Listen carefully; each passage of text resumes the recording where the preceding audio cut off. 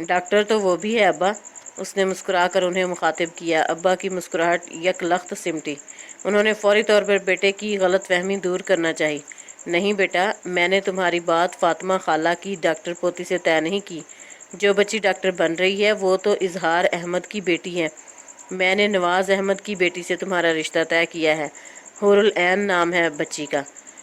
अब्बा ने माज की समातों पर जैसे बम गिराया था। वो बेयकीनी से बाप को तकने लगा। उसकी निगाहों से खाइफ होकर अब्बा ने ज़रा मज़ीद वजाहत की। जो बच्ची डॉक्टर बन रही है वो तुम्हारे जोड़ की नहीं, बहुत कम उम्र है, लाउबाली सी भी लगती है। और बातों बातों में फातिमा खाला ने बताया था कि इजहार अहमद की बीवी अपनी इस बेटी का रिश्ता अपने भाई के यहाँ करने का इरादा रखती हैं। वो लड़का खुद डॉक्टर बन चुका है। इजहार अहमद की बड़ी बेटी का निकाह तो पहले ही हो चुका। 2 माह बाद उसकी रुखसती है। उनकी बाकी 2 बच्चियां तो अभी स्कूल में ही पढ़ती हैं, 8वीं 9वीं जमात में होंगी। हाँ, नवाज अहमद की एक ही बेटी है। वो खुद तो अमेरिका सेटल हैं। बच्ची यहाँ दुधियाल में रहती है। बहुत प्यारी बच्ची है, बाअदब, बाइखलाक, सलीकामंद।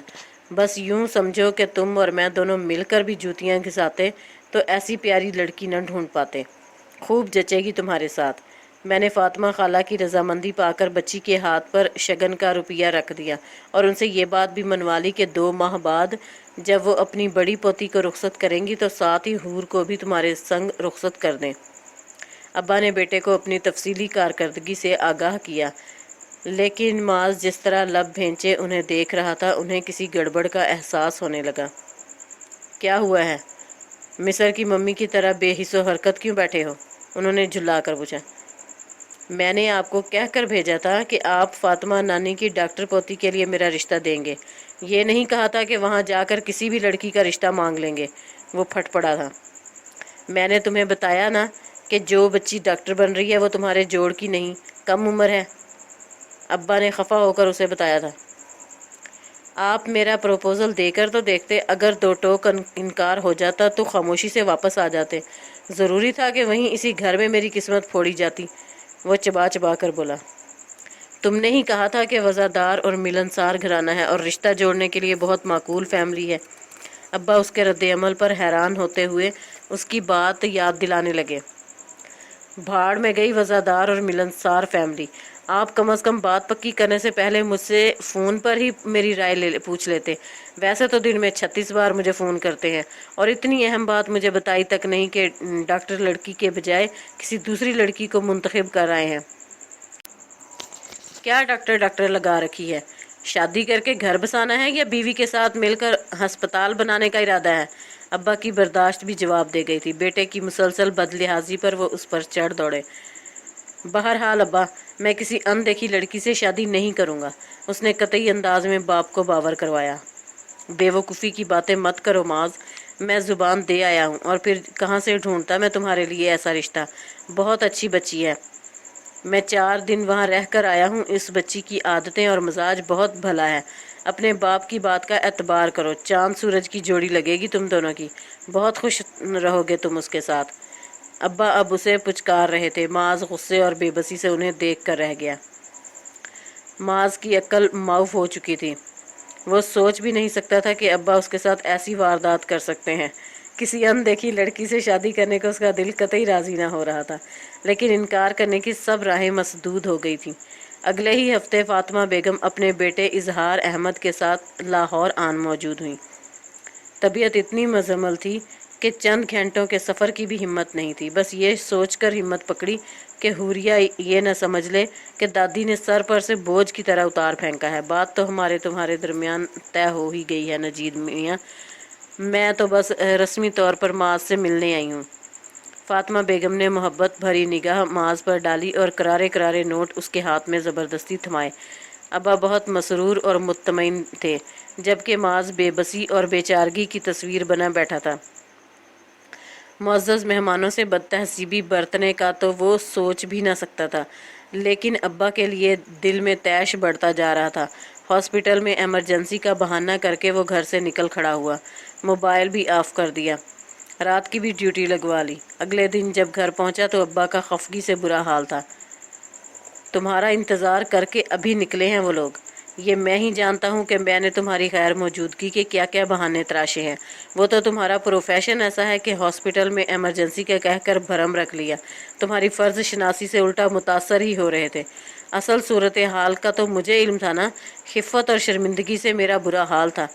ابا اس پر بگڑ رہے تھے۔ وہ سپاٹ چہرے کے ساتھ انہیں سنتا رہا۔ بعد میں آنے والے دن کچھ اسی انداز سے گزرے تھے۔ کبھی وہ اپنی فرسٹریشن ابا پر نکالتا، کبھی وہ بیٹے کو بے بھاؤ کی سناتے۔ معاذ کی ناشکری اور کفران نعمت پر انہیں سخت تاؤ چڑھتا۔ آخر کار ابا نے بیٹے سے الجھنا اور اسے سمجھانا ترک کر دیا تھا۔ شادی کے دن قریب آ چکے تھے۔ انہوں نے شادی کے انتظام اور تیاریوں کے لیے کمر کس لی تھی۔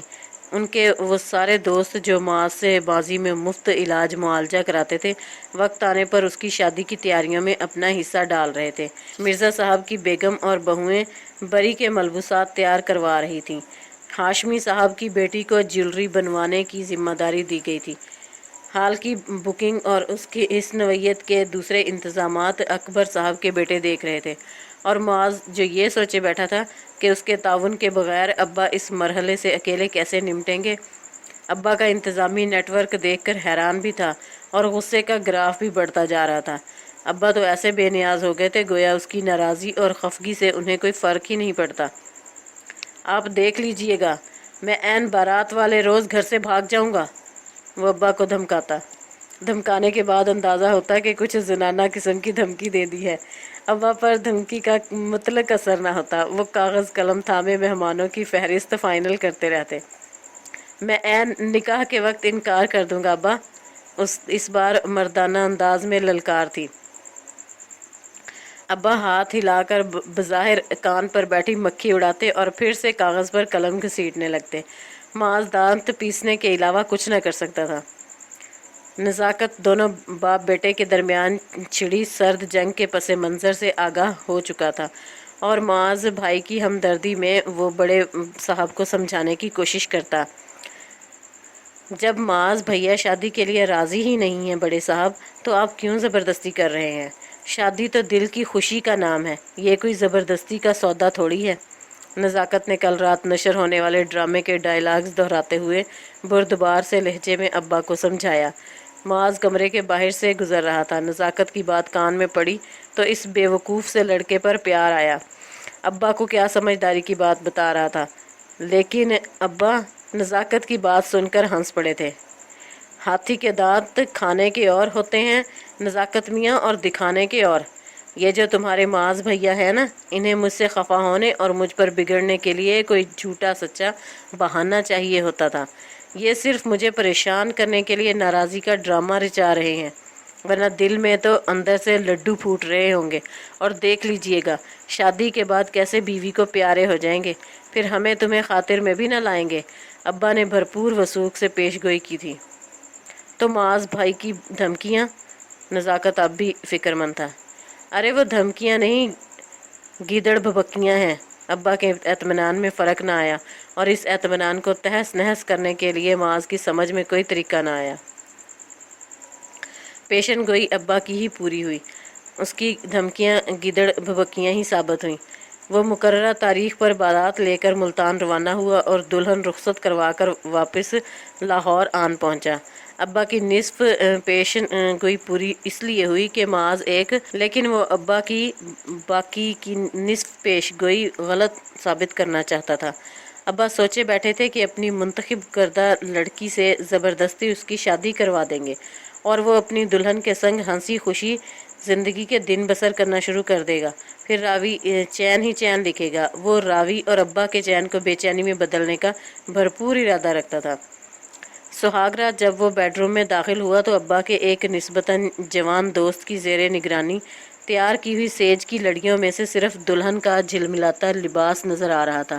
معاذ نے اپنے دوستوں کو شادی میں مدعو کرنا تو دور کی بات، انہیں اطلاع دینا بھی مناسب نہ جانا۔ اس کی بارات بھی اس لحاظ سے انوکھی تھی کہ دلہا کے ایک بھی دوست کے بجائے باراتیوں کی اکثریت ابا کے دوستوں پر مشتمل تھی۔ माज ने सेज की लड़ियां हटाकर दुल्हन का घूंघट हटाने का तकल्लुफ न किया था। उसने दूर सोफे पर बैठकर खुश्क लहजे में नई नवेली दुल्हन को मुखातिब किया था। ये शादी सिर्फ और सिर्फ मेरे अब्बा की ज़बरदस्ती की वजह से मुमकिन हो पाई है। मैं फ़िलहाल इस रिश्ते को ज़हनी तौर पर कबूल नहीं कर पा रहा। आप ये भारी भरकम लिबास बदल कर सुकून से सो जाएं। उसने सपाट अंदाज में दुल्हन को मुखातिब किया। दिल का एक गोशा मलामत भी कर रहा था, जो कुछ हुआ उसमें इस बेचारी लड़की का क्या कसूर। लेकिन फिर उसने दिल को खुद ही डपट दिया। अब्बा को उनके किए की थोड़ी बहुत सज़ा मिलनी चाहिए। जब मेरी ज़िंदगी की नाखुशगवारी का पता चलेगा तो फिर अपने अंदाज से गलती पर कफ़े अफसोस मलेंगे। वो लड़की जो पहली ही निगाह में उसके दिल में खुब गई थी और आज तक जिसके तसव्वुर से वो पीछा न छुड़ा पाया था, अब्बा ने उसका रिश्ता मांगने की सिरे से कोई कोशिश ही नहीं की। अगर अब रिश्ता मांगने के बाद वहाँ से इनकार होता तो माज अपने दिल को समझा भी लेता। माज कैसे इसी लड़की की अनदेखी कज़न को जीवन साथी के रूप में कबूल कर लेता।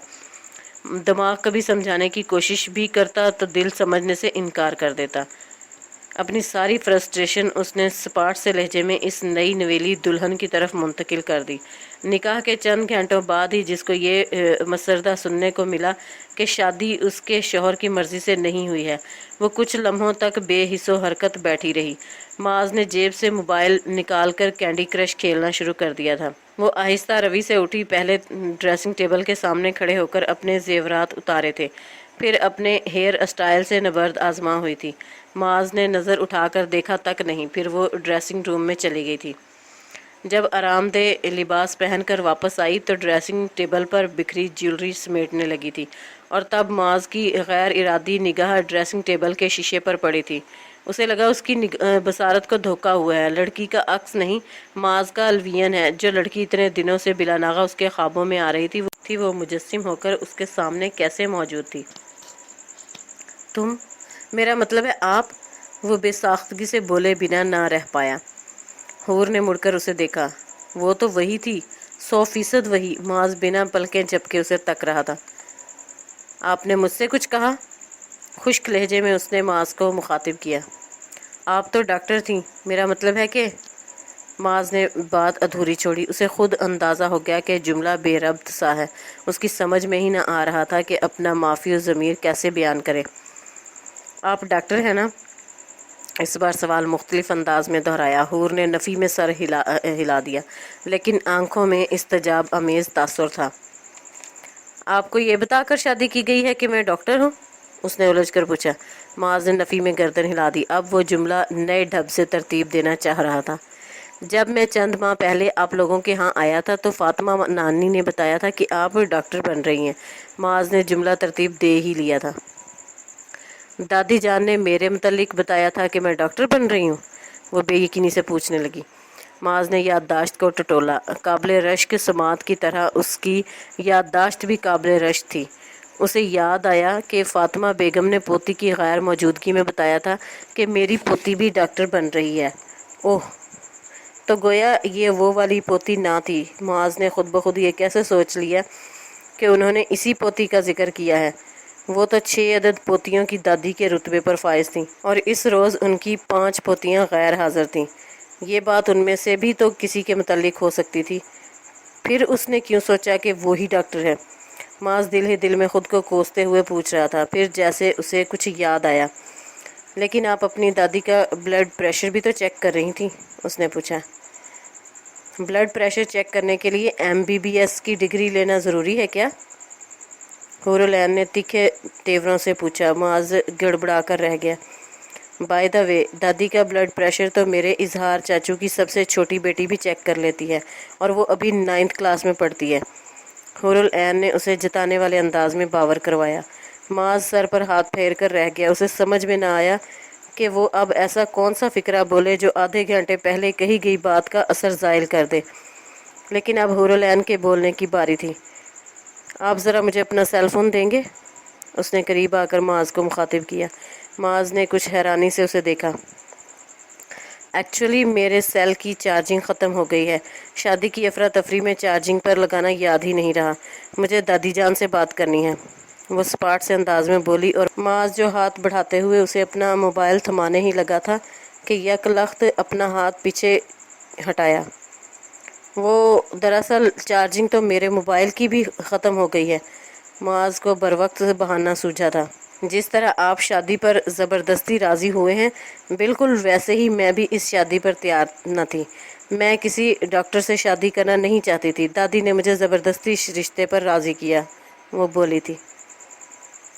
आप किसी डॉक्टर से शादी क्यों नहीं करना चाहती थी? मुआज़ ने कुछ हैरान होकर, कुछ खफा होकर पूछा। देखिए, मैं जानती हूँ स्टूडेंट लाइफ में हर डॉक्टर 2-3 नाकाम इश्क भुगता चुका होता है। वो इश्क उसके दिमाग से कभी नहीं निकलते और अपनी बीवी में वो अपनी साबका महबूबा की परछाई ढूंढते रहते हैं। मैं ऐसी ज़िंदगी नहीं जीना चाहती थी। और देख लीजिए, मेरा खर्चा सही साबित हुआ। आप भी पसंद किसी और को करते होंगे और शादी किसी और से करना पड़ी। मैं दादी जान को बताऊंगी अपने खर्चे और अंदाजे की दुरुस्ती के बारे में। वो निरूठेपन से बोल रही थी। मुआज़ की समझ में नहीं आ रहा था कि वो किस तरह नई नवेली दुल्हन की गलत फहमी दूर करे, लेकिन नई नवेली कुछ सुनने के मूड में ना लग रही थी। वो अपनी ही धुन में बोले जा रही थी। फिर मुझे आपकी शख्सियत भी मुतासिर कुन ना लगी थी। जब चंद महीने पहले आप हमारे यहाँ आए थे तो मैंने वैसे तो आप पर एक सरसरी निगाह ही डाली थी, लेकिन जब बाद में दादी ने बताया कि आप डॉक्टर हैं तो मुझे यकीन न आया। शक्ल से तो आप मुझे वाजबी से पढ़े लिखे कोई दुकानदार लगे थे। हूर ने इंकशाफ किया। मुआज़ को यकदम तैश आ गया। स्टूडेंट लाइफ और फिर प्रोफेशनल लाइफ में लड़कियां उस पर हमा वक्त निसार होने को तैयार रहती थीं। कोई उसकी वजाहत पर फरेफ्ता थी तो कोई उसकी शानदार शख्सियत के गुण गाती थी और मौसूफ़ा फरमा रही थी कि वो उसे कोई वाजबी सा पढ़ा लिखा दुकानदार समझी थी। दादी ने बहुत समझा बुझाकर मुझे इस रिश्ते के लिए राज़ी किया था। आपकी मरहुमा वालदा की वजह से दादी को आपसे भी बहुत प्यार था। अब मैं उन्हें बताऊंगी उनके इस प्यारे ने उनकी प्यारी पोती को क्या कुछ कह सुनाया है। वो छटांक भर की लड़की उसे धमका रही थी और मुआज़ सोच रहा था कि उसने तो बामुश्किल 1.5 फिक्रा बोला था। सब कुछ तो दादी की प्यारी पोती ही सुना रही है। इस लड़की ने मुआज़ की मर्दाना अना को बहुत बुरे तरीके से ठेस पहुंचाई थी। वो भूल गया कि ये वही लड़की है जिससे शादी ना होने के सोग में वो कुछ देर पहले तक मुब्तला था। उसे नए सिरे से अब्बा पर तैश चढ़ा। क्या जुबान दराज किस्म की बहू पसंद की थी उन्होंने। यानी कि सुहाग रात शोहर को तड़ी लगा रही है कि वो अपनी दादी से फ़ोन करके उसकी शिकायत लगाएगी, और दीदा दिलेरी की इंतहा थी कि शिकायत लगाने के लिए फ़ोन भी उसी का मांग। तुम भी इस रिश्ते पर राज़ी ना थी और मेरे साथ भी ज़बरदस्ती हुई है, लेकिन फैक्ट ये है कि अब हम दोनों निकाह के बंधन में बंध चुके हैं। हमें एक दूसरे को समझने के लिए कुछ टाइम लेना चाहिए। बस सूरत दिगर किसी और ऑप्शन पर गौर करेंगे। हाँ, अगर तुम अभी इसी वक्त मामले को मुंतकी अंजाम तक पहुंचाने के लिए अपनी दादी से बात करना चाहती हो तो लो, कर लो बात। इतनी चार्जिंग तो है कि तुम्हारी बात हो जाए। मुआज़ ने मोबाइल उसकी जानिब बढ़ाते हुए खुश्क लहजे में उसे मुखातिब किया, गोया बॉल उसके कोर्ट में लड़का दी। उसने कुछ लम्हों के लिए सोचा था, फिर इस बात में सर हिला दिया। वलीमे के फंक्शन में मुआज़ के सब ससुराली पहुंचे थे, सिर्फ दादी साथ ना आई थी और मुआज़ ने उनके ना आने पर शुक्र किया था। वो सब ससुरालियों से खंदा पेशानी से मिला था। कनखियों से हुरुल ऐन को भी देखता रहा, कहीं वो किसी अपने से उसकी शिकायत तो नहीं जुड़ रही, लेकिन शुक्र था सब खैरियत रही। रस्म रिवाज के मुताबिक वो हुरुल ऐन को अपने साथ ले गए। मुआज़ ने 2 दिन बाद उसे वापस लेने जाना था, लेकिन यहाँ भी मुआज़ की प्रोफेशनल मसरूफियत का बहाना आड़े आया। उसने अब्बा से साफ कह दिया कि वो दुल्हन को लेने नहीं जा रहा।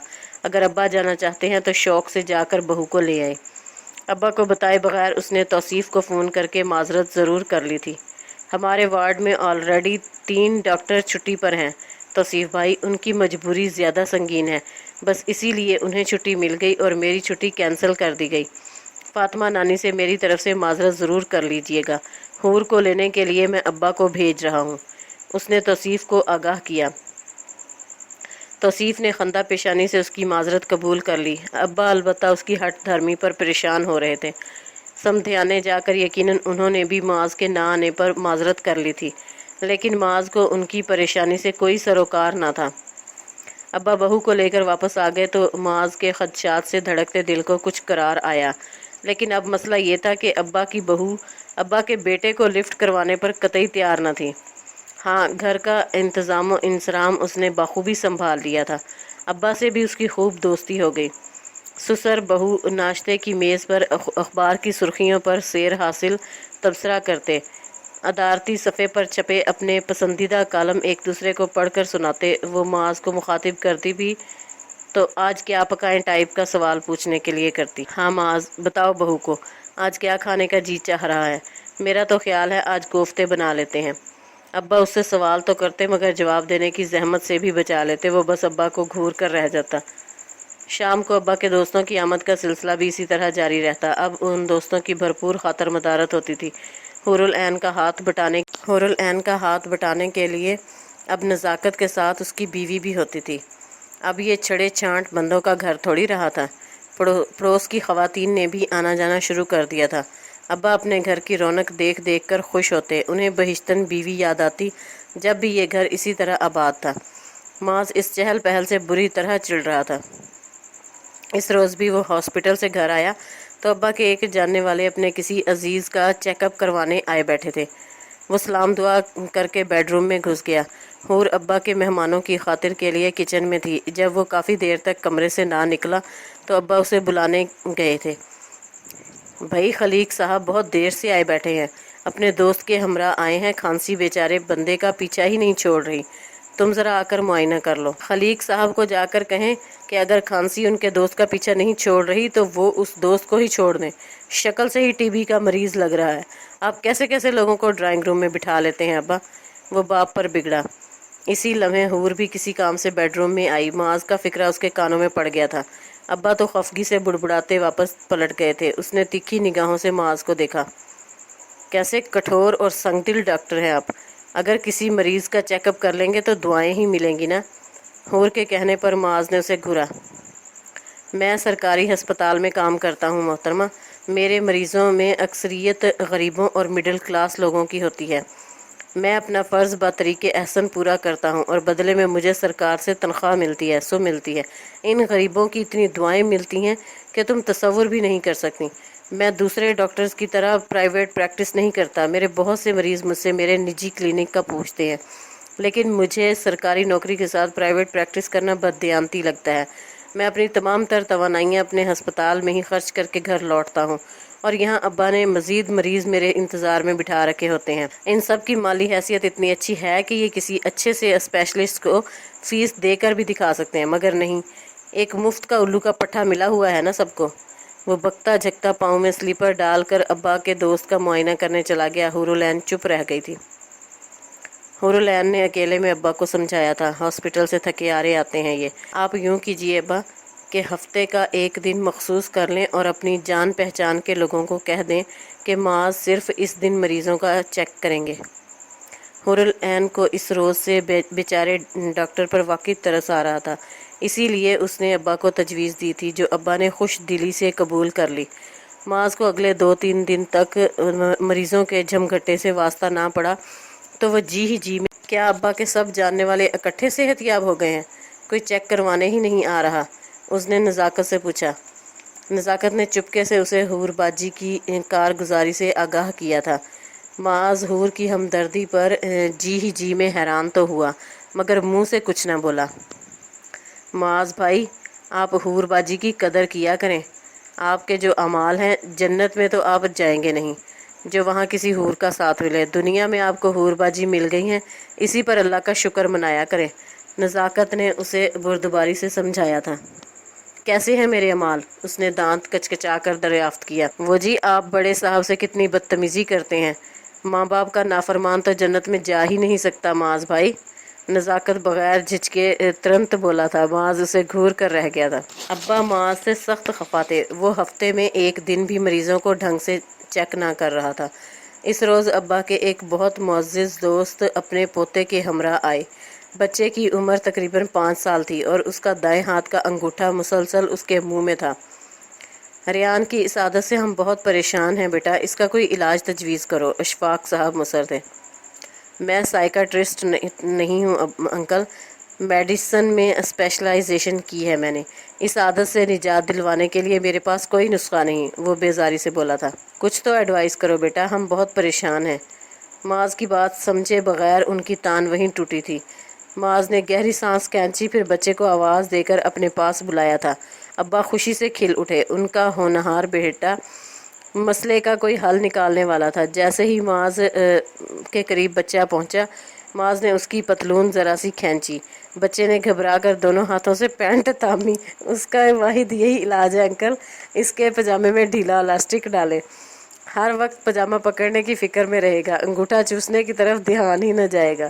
معاذ نے مسئلے کا کیا خوب حل نکالا تھا۔ اشفاق صاحب حیرانی سے اسے دیکھتے ہوئے اس کی بات کی معقولیت جانچنے لگے۔ میں جاؤں اب یا اور کوئی بھی مسئلہ ہے؟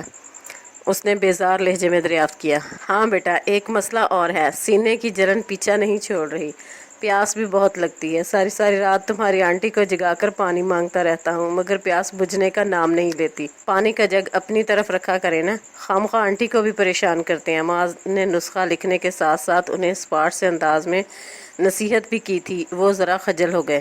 15 دن تک یہ دوائیں استعمال کریں، شوگر ٹیسٹ کروائیں، سینے کی جلن سے بچنے کے لیے مرغن کھانے، چائے، کافی، کولڈ ڈرنک سے پرہیز کریں۔ آپ تو یہیں بیٹھے بیٹھے 1 گھنٹے میں 2 کپ چائے پی جاتے ہیں۔ معاذ انہیں نسخہ تھماتے ہوئے اٹھ کھڑا ہوا۔ بعد میں ابا اس کی بد لحاظی پر خوب بگڑے تھے۔ معاذ بھی خاموش نہ رہا، جواب میں کچھ نہ کچھ بولتا ہی رہا۔ آپ ابا سے اتنی بدتمیزی کیوں کرتے ہیں؟ وہ باپ ہیں آپ کے۔ اور کہے بنا نہ رہ پائی۔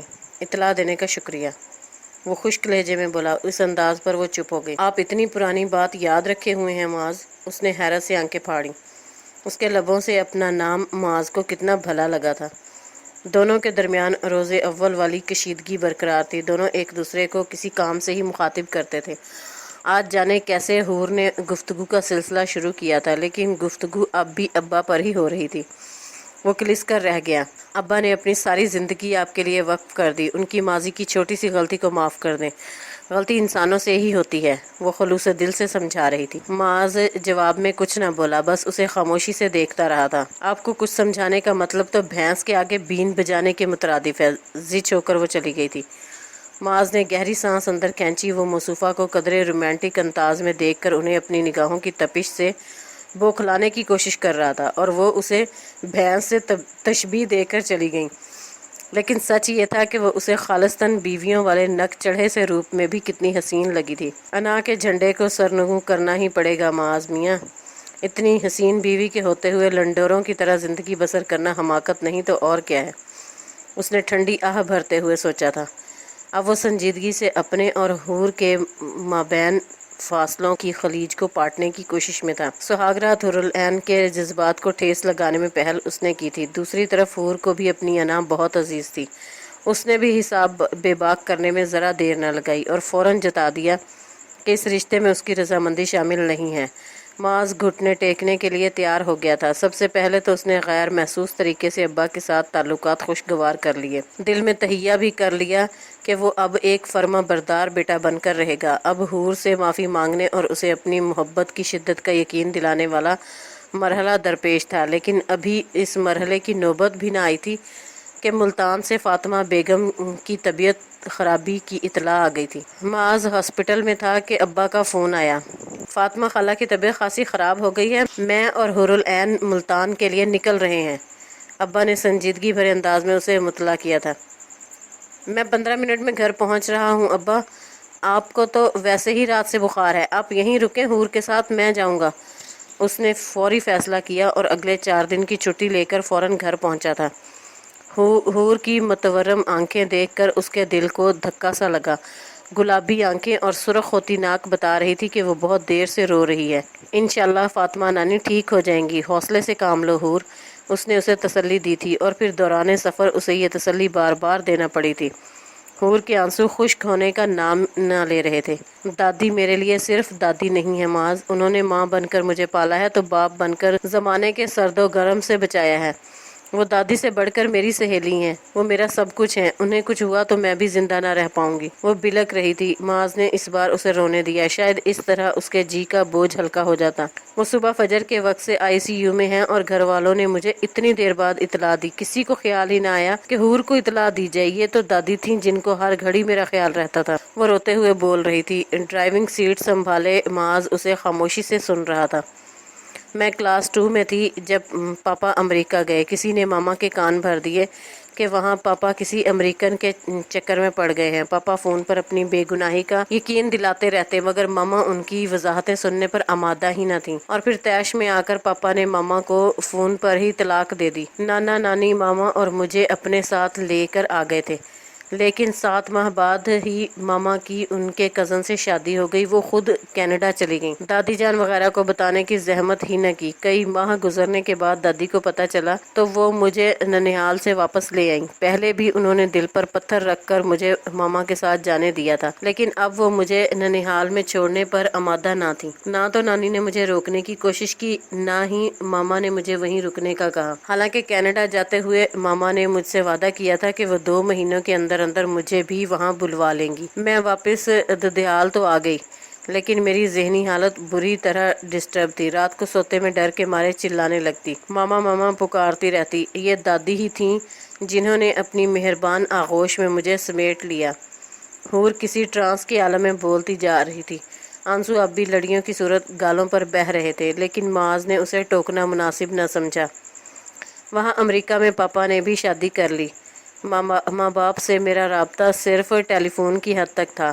دادی جان کی تربیت نے گزرتے وقت کے ساتھ مجھے حوصلہ بھی دیا اور صبر بھی۔ ماں باپ سے شکوے دم توڑ گئے۔ قسمت کے لکھے کو کوئی نہیں بدل سکتا۔ دادی نے مجھے شکوے کے بجائے شکر کا درس دیا تھا۔ حور بول رہی تھی اور معاذ ندامت کی اتھاہ گہرائیوں میں ڈوبتا جا رہا تھا۔ اس لڑکی کے آگے اپنا آپ کتنا چھوٹا لگ رہا تھا۔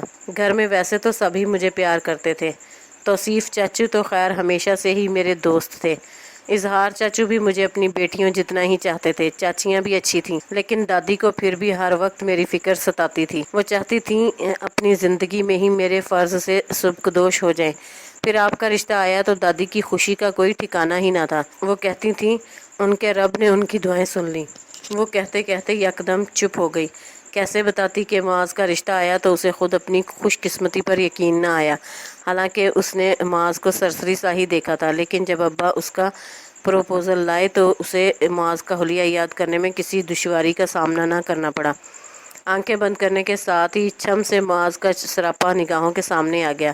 اس کی شرافت، اس کی خوبصورتی اور شخصیت کچھ بھی تو نظر انداز کرنے کے قابل نہ تھا، لیکن شادی کی پہلی رات ہی اندازہ ہو گیا کہ وہ خواہ خود کو خوش قسمت گردانتی رہی، حالانکہ خوش قسمتی کا اس کی زندگی میں کبھی دخل رہا ہی نہیں۔ وہ دادی جان کا پڑھایا سبق بھولنے لگی تھی۔ شکر کے بجائے پھر سے شکوے کو اپنا شعار بنا لیا، لیکن شکوے صرف اپنے رب سے ہی کرتی تھی۔ دادی جان کو تو ہمیشہ ہی سب ٹھیک ہے کی رپورٹ دی، پھر بھی وہ میرے حوالے سے مضطرب ہی رہتی تھی۔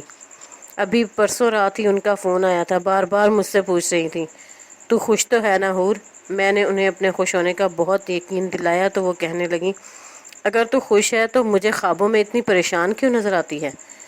حور کی آنکھوں سے آنسو بہہ رہے تھے۔ ندامت کے سمندر میں غرق ہونا کس کو کہتے ہیں یہ معاذ کو آج پتہ چلا تھا۔ اس کامنی سی لڑکی کو وہ کتنا ستا چکا تھا۔ اب تلافی کی کیا صورت ہو سکتی تھی؟ پورے سفر کے دوران وہ اسی سوچ بچار میں غرق رہا تھا، جبکہ حور کا باقی سفر روتے ہوئے یا پھر اونگتے ہوئے گزرا تھا۔ سب کی دعائیں رنگ لائیں۔ فاطمہ بیگم کی حالت میں خاصی بہتری آئی تھی۔ پہلے انہیں ICU سے جنرل وارڈ میں اور پھر ڈسچارج کر دیا گیا تھا۔ حور ان کے سرہانے سے ہٹنے کو تیار نہ تھی۔ معاذ چونکہ شادی کے بعد پہلی بار سسرال گیا تھا، اس لیے اسے VIP پروٹوکول دیا جا رہا تھا، اور یہ چیز اسے مزید شرمندگی میں مبتلا کر رہی تھی۔ اظہار انکل کی چشماٹو امبر جو میڈیکل کے 2nd ایئر میں تھی، اس نے معاذ کا پیچھا پکڑ رکھا تھا۔ اسے اناٹومی کے سارے مشکل ٹاپک معاذ بھائی سے 2 دن کے اندر سمجھنے تھے۔ معاذ اس بچی کو دیکھ کر یہ سوچ رہا تھا کہ اگر ابا واقعی معاذ کے کہنے کے مطابق فاطمہ بیگم کی ڈاکٹر پوتی کا رشتہ مانگ لیتے اور وہاں سے اقرار ہو جاتا تو کیا بنتا اس کا۔ اسے یاد آیا ابا نے اسے عمروں کے تفاوت کے متعلق بتانے کی کوشش کی بھی تھی، لیکن وہ تو ابا کی کوئی بات سننے سمجھنے پر تیار ہی نہ تھا اور نہ تیار ہو سکتا تھا۔ وہ جب ہی معاملے کی تہہ تک پہنچ جاتا، اس کی حماقتوں کا سلسلہ دراز نہ ہو پاتا۔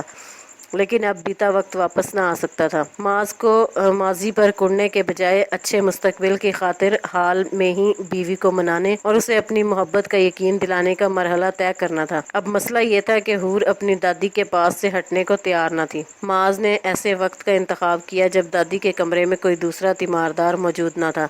सिर्फ हूर थी जो दादी की वार्डरोब सेट कर रही थी। माज कमरे में दाखिल हुआ तो फातिमा बेगम ने उसे मोहब्बत से अपने पास बुलाया था। वो उनके बेड की पायंती पर ही टिक गया। कन अखियों से हूर को देखा। दौरान सफ़र उस पर जो कैफियत तारी हुई थी अब उसका शायबा भी न था। अब वो वही पुरानी रूठी रूठी नक चढ़ी सी हूर लग रही थी। माज ने गुफ्तगू का सिलसिला तो फातिमा बेगम की तबीयत ख़राबी से ही शुरू किया। वो बार बार उन्हें वो एहतियातें और परहेज़ बता रहा था जिन पर सख्ती से अमल करना उनके लिए बहुत ज़रूरी था। उन्हें एहतियाती तदाबीर बताते बताते वो यकदम मौजू बदल कर हूर की बेहतरीन तरबियत पर फातिमा नानी को खराज तहसीन पेश करने लगा। आपने हूर की बहुत बेहतरीन तरबियत की है नानी। मैं खुद को दुनिया का खुशकिस्मत तरीन बंदा गर्दानता हूँ जो मुझे हूर जैसी लड़की का साथ नसीब हुआ। मेरे अमाल ऐसे नहीं कि मुझे जन्नत में कोई हूर मिले। अल्लाह का लाख लाख एहसान है कि उसने मुझे एक ज़मीनी हूर अता कर दी। नज़ाकत की बात में उसने मज़ीद गुलफुंदने टांग कर नानी के सामने शुक्रगुजारी का इजहार किया। अरे बेटा, कसरे नफसी से काम क्यों ले रहे हो? माशाल्लाह, ऐसे प्यारे सुलझे हुए ज़हीन काबिल बच्चे हो। खुशकिस्मत तो मेरी हूर है जो उसे तुम जैसा शरीक हयात मिला। नानी उस पर निसार होते हुए बोली थी। नहीं नानी, मैं इतना भी ज़हीन और काबिल नहीं। हूर मुझसे न जाने क्यों खफा है। आप हूर से मेरी सिफारिश कर दें। उसने नानी के घुटने छूते हुए आजिज़ी भरे अंदाज में उनकी सिफारिश चाही।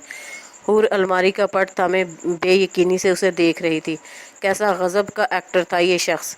और फातिमा बेगम उसकी बातों में आकर पोती की क्लास लेने लगी थी। माज जैसे शख्स की कदर करो हूर, क्यों उससे बिला वजह खफा हो। उन्होंने उसे लंबा सा लेक्चर देकर सिलसिला कलाम इस बात पर तोड़ा था। वो बिना कोई वजाहत दिए नानी की डांट सुनती रही। मुझे इल्म है नानी कि ये मेरी बात पर यकीन नहीं करेगी, लेकिन मैं इसे बेतहाशा और बेहिसाब चाहता हूँ। वो तारीख़ी आलम का पहला शख्स था जिसने बीवी से पहला इजहार मोहब्बत उसकी दादी के सामने किया था। नानी उस पर मज़ीद निसार होने लगी जबकि पोती को मुसलसल खफगी भरी निगाहों से तके गई थी। इसी वक्त उनकी इयादत करने कोई रिश्तेदार आन पहुंचा था। माज को मिशन अधूरा छोड़कर उठना पड़ा था। रात को जब हूर बेडरूम में आई तो उसके सर्दो सपाट अंदाज में कोई तब्दीली ना थी। मैंने आपके जोड़े बैग में डाल दिए हैं। अब्बा के लिए बैग में कपड़ों के नीचे सोन हलवे का डब्बा भी रख दिया है। आप सुबह सवेरे निकल जाइएगा। मैं अभी कुछ दिन यहाँ रहूँगी। तौसीफ चाचू मुझे छोड़ आएंगे। उसने अपने प्रोग्राम से आगाह किया। तुमने जितने दिन रुकना है तसल्ली से रुको। मैं मज़ीद छुट्टी अप्लाई कर देता हूँ। वापस साथ चलेंगे। माज ने भी कमाल एतमानान से अपने प्रोग्राम से आगाह किया। आप तो अपने हॉस्पिटल से 2 घंटे का ऑफ नहीं ले सकते थे। इतनी देर छुट्टियाँ कैसे मिलेंगी आपको? वो तंज किए बिना ना रह पाई। वो मेरा मसला है। मैंने शादी पर भी सिर्फ 2 छुट्टियाँ ली थी। ये कह दिया था कि हनीमून के लिए बाद में छुट्टियाँ अप्लाई करूँगा। अब हनीमून का कहकर जितनी मर्जी छुट्टियाँ ले सकता हूँ, उसने तसल्ली दी। हुरलैन उसे कुछ देर तक घूरती रही, फिर फट पड़ी। माज, मैं जीती जागती गोश्त पोस्ट से बनी आम इंसान हूँ। मेरे सीने में भी दिल धड़कता है। आप अपनी ड्रामेबाजियों से मुझे कितनी मज़ीद अजियत देंगे? आज शाम नानी के सामने की जाने वाली गुफ्तगू का क्या मकसद था? बात के इख्तिताम पर वो बिल्कुल रूहानसी हो गई थी। माज तो कब से उसे हाल दिल सुनाने को बेताब बैठा था। उसने पहली निगाह की मोहब्बत से लेकर अपनी गलत फहमी पर मबनी हमाकत का सारा किस्सा कह सुनाया। सच यही है हूर कि तुम मुझे पहली निगाह में ही बेतहाशा और बेहिसाब अच्छी लगी थी, और मैं तुम्हें भले से वाजबी सा पढ़ा लिखा कोई दुकानदार ही लगाऊंगा।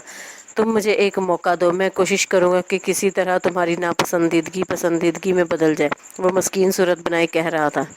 फिर वही ड्रामेबाजी माज। वो चिल्ला गई थी। आपका कसूर इतना छोटा नहीं है। ये तो इत्तेफाक है कि मैं वही लड़की निकल आई जो आपको अच्छी लगी थी। लेकिन फ़र्ज़ करें आपको वाकई इजहार चाचू की अंबर अच्छी लगती। फॉर गॉड सेक हूर, अंबर बहुत छोटी है मुझसे। तुम इस छोटी सी बच्ची के मुतालिक ये सोच रही हो कि मैं उसे ऐसी निगाह से देखता? इतना बदनिगाह नहीं हूँ मैं। माज को उसकी बात सुनकर दुख हुआ था। अच्छा फ़र्ज करें अंबर इतनी कम उम्र ना होती, आपको वो या फिर मेरी कोई और कज़न पसंद आती और अब्बा आपका रिश्ता मुझसे तय कर देते, तो फिर आप क्या करते? माफ़ करना तो आपकी फितरत में शामिल ही नहीं है। ना आप अब्बा को माफ़ करते, ना मुझे बीवी का दर्जा देते। और फ़र्ज़ करें मैं भी कोई कम अकल, जज्बाती और नादान सी लड़की होती, तो क्या आज दुनिया के सामने हमारा भरम और हमारा रिश्ता कायम होता? वो संजीदगी से पूछ रही थी। इतनी खौफनाक बातें क्यों फ़र्ज़ करवा रही हो? हम दोनों मिलकर ये फ़र्ज़ क्यों नहीं करते कि अब इतने प्यार मोहब्बत से ज़िंदगी गुजारेंगे कि रहती दुनिया तक हमारी मोहब्बत के लाजवाल किस्से ज़ुबान ज़द आम रहेंगे। आप अच्छे बेटे तो बन ना पाए, अच्छे शोहर क्या बनेंगे? वो हनूज़ खफा थी। यार बीवी, अगर तुम कहती हो तो मैं स्टाम्प पेपर पर लिख कर दे देता हूँ कि मैं अब फर्माबरदार बेटा, वफादार शोहर और बेहतरीन बाप बनकर दिखाऊंगा। वो अपनी झोंक में ही बोला था। हूर के कानों की लुएं सुर्ख हो गई। अच्छा सच सच बताओ, पहली मुलाकात में मैं तुम्हें आम सा दुकानदार लगा था तो मेरी इतनी खातर क्यों की थी? क्यूपिड का तीर तुम पर भी चला था? वो इश्तियाक भरे लहजे में पूछ रहा था। कैसी खातिर? मैंने आपके सामने 4 दिन पुराना फ्रिज में रखा आलू कीमा गर्म करके रखा था, मटर पुलाव पड़ोस से आया था, शामी कबाब मामी फ्रीज करके रखती थी, रसमलाई चाचू बाजार से ले आए थे, मैंने तो सिर्फ रायता सलाद बनाया था। वो बेनियाजी से बोली। माज कुछ बोले बिना बस उसे मुस्कुरा कर देखता रहा। सच कह रही हूँ, जब आपका प्रपोजल आया तो मुझे तो याद करने पर भी आपकी शक्ल तक न याद आई थी। वो उसकी मुस्कुराती निगाहों से जुज़बुज़ होते हुए बोली। चलो मान लेते हैं कि तुम्हें मेरी खातर मदारत का मीनू तो आज तक याद है, लेकिन मेरी शक्ल तुम भूल गई थी। माज ने फराख दिली दिखाते हुए उसकी बात तस्लीम कर ली। वो तो मैं, हुरुलैन ने गड़बड़ा कर कोई और बात बनाना चाहिए। अब बस करो हूर, मेरी अना और हमाकत ने मुझे नाकाबिले तलाफ़ी नुकसान पहुंचाया है। अगर मैं सुहाग रात ही अपनी गलती तस्लीम करके तुम्हारे सामने हाथ जोड़कर माफ़ी मांग चुका होता तो आज यूं कान पकड़ने की नौबत तो ना आती। तुम भी अपनी अना का झंडा सरनगू करते हुए मेरे लिए आम माफ़ी का ऐलान कर दो। मैं तुम्हें दिल की गहराइयों से चाहता हूँ, नहीं रह सकता तुम्हारे बिना। वो जज्मों से चूर लहजे में बोला। तौबा है माज, कान कब पकड़े हैं आपने? हूर ने उसकी वारफ्ती पर बौखलाते हुए बात बदली। मैं ज़माना तालिब इल्मी में बहुत ज़हीन रहा हूँ, कभी कान पकड़ने की नौबत नहीं आई। नानी को बताऊँगा आपकी पोती ने मुझसे कान भी पकड़वा लिए। माज ने दोनों कान पकड़ लिए। क्या याद करेंगे, माफ़ किया आपको। हूर खिलखिलाकर हंस पड़ी थी। पहले पता होता माफ़ी कान पकड़ कर मिलेगी तो तुम्हारे कमरे में आते ही कान पकड़ कर खड़ा हो जाता। एवं इतनी बड़ी तकरीर की। वो भी हंसा था। पता नहीं आप डॉक्टर कैसे बन गए, आपको तो एक्टर बनना चाहिए था। वो उसकी शौकियों पर हंस रही थी और माज उसे हंसते मुस्कुराते देखकर खुद भी मुस्कुरा दिया। दिल में मुसम्मम इरादा भी कर लिया कि अब इन होंठों से हंसी कभी न जुदा होने देगा। फातिमा नानी ने पोती को शिकवे के बजाय शुक्रगुजारी का दर्स दिया था। हो सकता था उनकी पोती की सोहबत में रहकर ऐसी 2-4 अकल की बातें वो भी सीख लेता। फ़िलहाल तो उसका रुआं अपने रब और अब्बा का शुक्रगुजार था, जिसने ज़मीन पर ही उसे एक अदद हूर अता कर दी थी। उसे इस खुदाई तोहफे की कदर करनी थी। माज ने मोहब्बत भरी निगाह उस पर डाली और मुस्कुरा दिया था।